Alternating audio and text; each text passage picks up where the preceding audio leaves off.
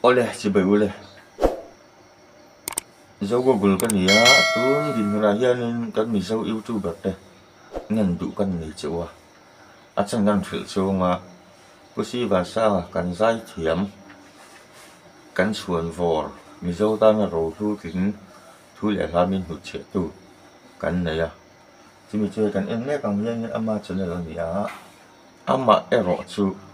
har satna ama channel hian atok meka YouTube pinaten tel monetization apply hian anon reject thina chan chu reuse content bang ani a ama ngai sang tu te ngai tu te zai thiam lo ti tu ten YouTuber ten alha in lo upload na saka wang khani a channel hi an nei tu owner ni na kha YouTube dana channel chang thei ta lova a upload na sa tu ta kha an ma ni lama chun owner kan ni ta sia chu wang chuanin an ni hi chu minang ka lo ri upload ve mai anga alang ta chok tin ani chu wang chuanin reuse content mangin anon reject le thina tu nei ngan du chu ka ya ke hian te hian zau Google hian karon maintain dona chimi ta na kan ngen du chu khomai takin in channel atang khanin mizo ko mai na mang po in ni sela ngan na awang poin le ama aza om na shum sang hui kan zai thiam nei ani a hi bolna ram dai ti ta pe chu kan ril ru min kuai her vong vok thei tur ko pa la ani a khang kha milo oi to tu kha za tak chungin hi khomai an fan tak takin ni chuanin in ni ve chuanin video kamelo delete sak ula ka duwa ani do chunin tu nei ka rom khoi chho le do na hi ka ti anga a thaza ya delete tura ka di ngen na ang kan pom thei ngang lo ni chuanin YouTube policy mangin copyright removal request ka manga nang ma ni upload tu ta channel zo ka kha copyright take down ni do na take down ni ka chuni ko copyright strike in hunga in channel kha to do si ga voi thum mek poron ti se wila in channel kha undisable mak don sia chu mizo da na po mizo le mizo in do na tam po tha ani lova ama ro chu delete du lo pol ang chi kan om kat ni ka chuanin lo thei lova ka kalpi kha ngai nei don si a chu mi pui khang lo tu chuan khomai takin tu na hian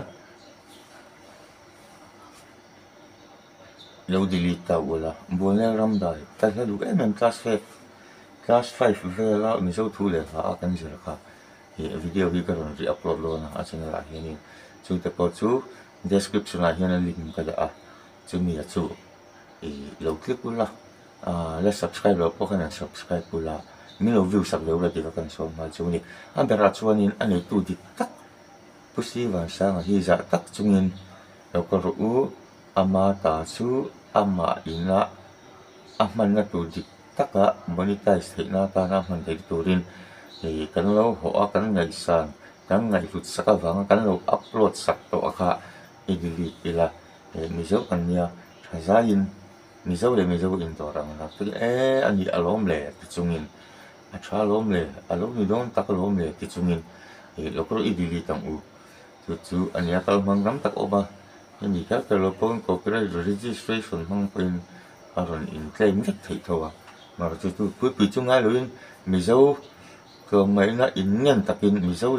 takin in nó đi là đi đâu delete nó mặc một tí khác thì các nhân đủ sâu à hết video ấy mới nịp in ít chuyện tới lâu upload tu ăn lâu ôm nịp in delete tu ra lâu phụ tu lâu mi dâu tàu là cái lâu phía vòng còn tu này hiện thì ở trên này thì cái maintain rất lớn to thì kan ni ngai sa na ni a ma channel ta na ma kan la pi tur pi ka lok le ni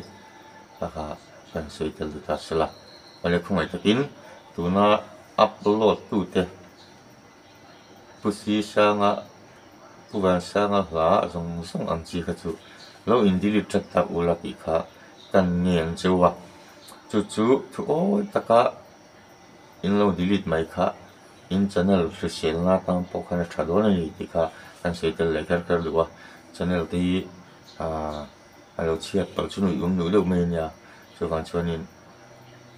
all sam zongin request kan siam hi min lo pompui ula lo accept ula lo delete ula a tha zongin lo ru kong iso ho ila ke ipen rualila thil engamo YouTube da ngaron chat ngalo tu khalin in siam tang tu ti kha tak ngen non le chu ni ole description a hian link kan a kanin da thar hi khongain